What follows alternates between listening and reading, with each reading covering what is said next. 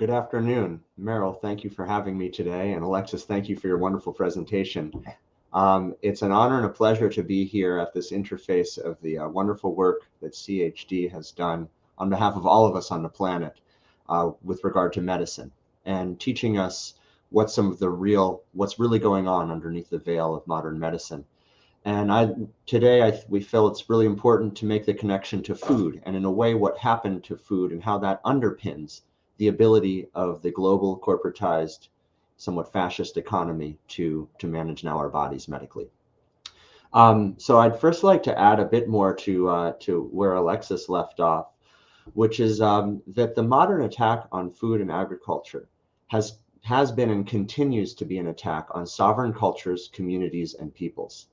This attack is the key tenet of centralized global capitalism and has been designed to create dependence on fiat currencies backed by the US dollar. Henry Kissinger's famous quote sums up the strategy. Who controls the food supply controls the people. Who controls the energy can control whole continents, and who controls money can control the world. Ultimately, for this global economy to achieve growth, using the gross domestic product metric, it needs maximum participation. That means it needs as many of us as possible to be consumers, to depend on money to buy the things we need. And the real threat that they see here are people and communities who produce their own food, plant-based medicines, and renewable goods for shelter and clothing, especially those who do this outside of the context of fiat currency or whose currency circulates in a decentralized manner. This has always been what's been considered a real threat to a centralized economic system. And in a way, we can trace this model to the Federalist model originally brought to bear by Alexander Hamilton, John Jay, and James Madison in the Federalist Papers. This model promoted a strong centralized government that assumed national and state debts, passed tax laws, and created a central bank. This Federalist model, incidentally, was much more adverse to free speech, decentralized agrarian economies, and strong state and individual rights. The original model really brought to bear by Thomas Jefferson really wanted to see a strong agrarian population empowered on their own land and in charge of their own production. And today, much of this philosophy is really gone the Federalist way. The Federalist model sort of underpins the central international order financed by the US dollar with powerful instruments and institutions such as the International Monetary Fund, the World Bank, and World Health Organization to further spread the system's influence and power. So I say all that really to preface that farmers, especially people in communities who can control their own food systems, are more free from this system. And as Alexis Baden-Meyer pointed out so well, there was a strategized approach to reduce the number of farms in the United States so that more of the supply came from fewer farms and that the supply of food itself represented a narrow scope of commodities. Those commodities, incidentally, have been the agrochemicals developed to control pests and weeds, pesticides and herbicides, and also the genetic modification technology and much of the seed is really geared towards corn and soy. So if you think of the whole world, we have small farmers growing diverse sets of foods. In fact, if you really think of agriculture, it's really people's own cultures and how it relates to their food production. And we have had diverse diets at the community level around this planet, appropriate for the local climates and the long cultures that many people have developed with. A centralized global economy really depends on us all moving towards the same commodities. And of course, for a global economy to grow in the way that, especially use of the American dollar to grow, we want dependence on our, industrial food commodities. So there has been a movement for the past, really heated up from the Green Revolution and still in full force now, in developing, so-called developing countries, to get farmers off their land and into cities. And this is usually led by the International Monetary Fund, or it's loans from international funds, often stipulate to countries. I'll use Haiti as an example. In order to get IMF loans in 1994, President Jean-Bertrand Aristide was forced to drop the tariff on imported rice. Haiti had charged a 47% tariff on imported rice to protect their own rice producers, who produced enough rice for the whole country. Bill Clinton and the IMF made Aristide, in order to get money to rebuild the country after a coup, to drop that tariff to 3%, and the country was flooded with American commodity rice, coincidentally from Arkansas. And that succeeded in kind of wiping out most of the Haitian rice producing industry, which was all small farms who worked together to grow rice for the country. And the same story can be seen over and over again. I was just in Jamaica, where IMF loans to Jamaica basically made Jamaica dependent upon imported American grains and imported rice. There's enough land in Jamaica fallow to produce all these commodities or other foods for itself. But instead, it's now 2 generations displaced from people eating a different way, and the population has become dependent on these commodities we send. And it would be a long process to, and fighting against very powerful interests to retake over that control of the food supply there.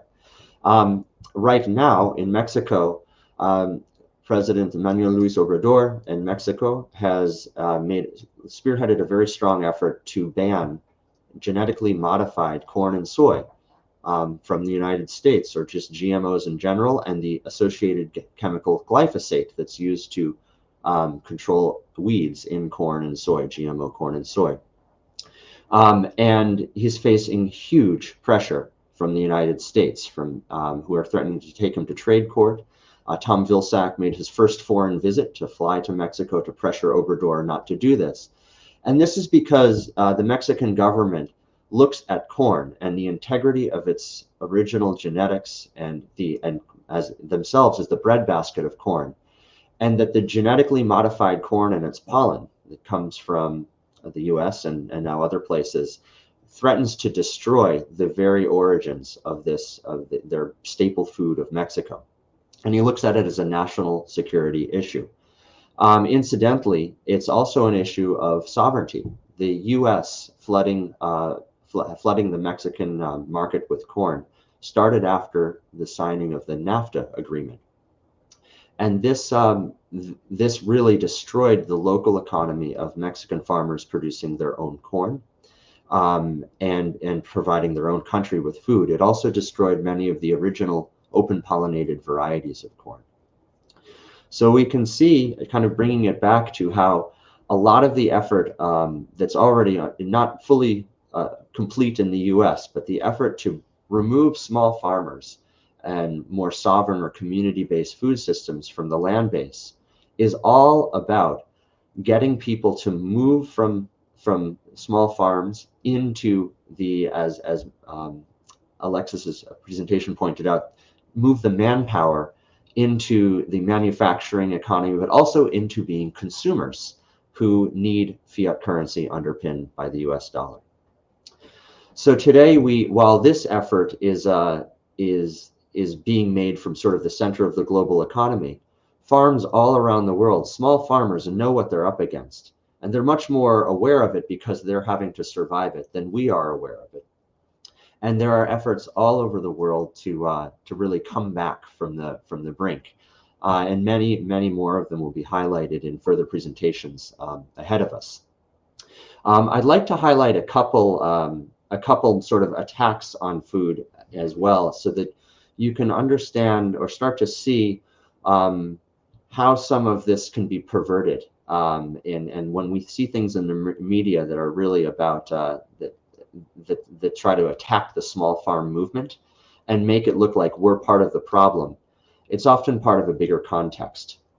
And I'm going to use an example that occurred in Indonesia, where there was a failed effort to make Indonesia go organic.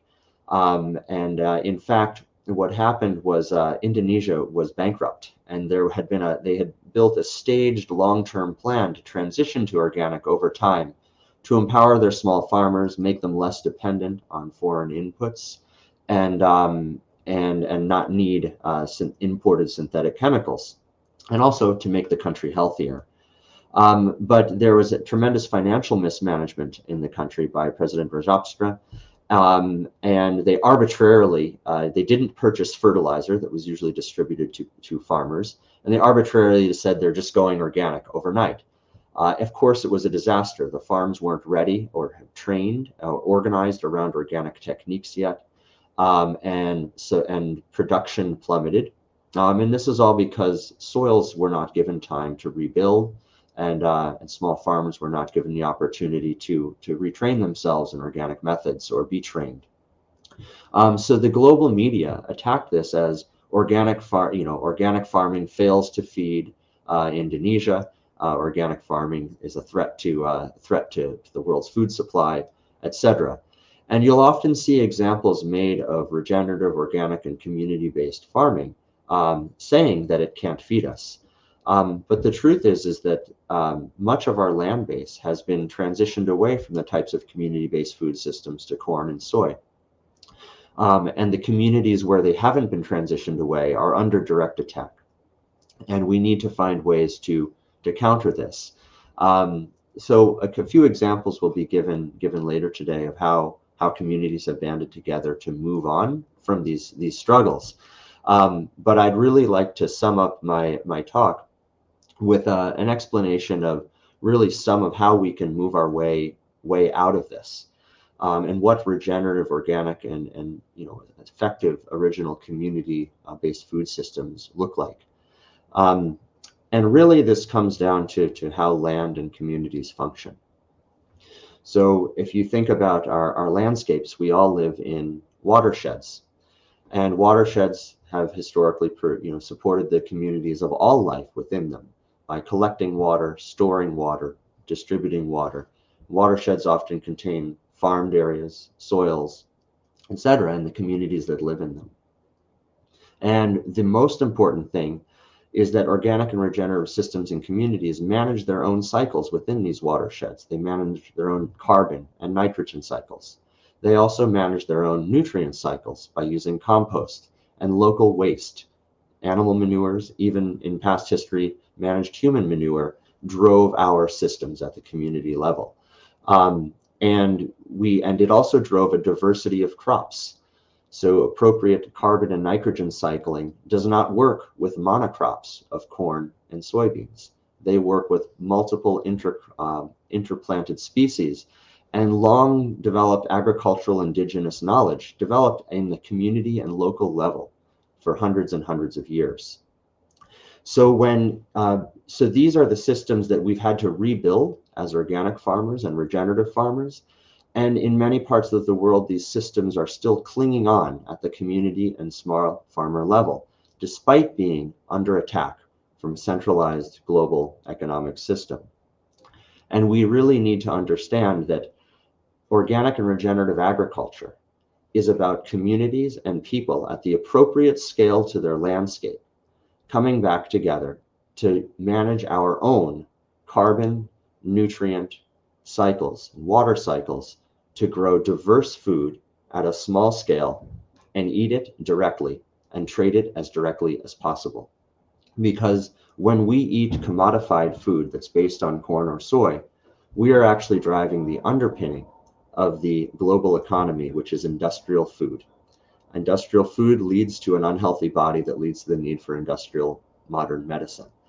So this is what this sort of sums up the attack on small farms. And we actually need to really retrain our minds to understand that small farms are premised upon small, direct, organic management of our local ecosystems, social ecosystems, as in person to person and human eater to farmer connections, but also the local ecosystem itself, in which forests, streams, farm fields are all managed, nutrients and crops, to optimize the health of our food and the health of our soils and now climate.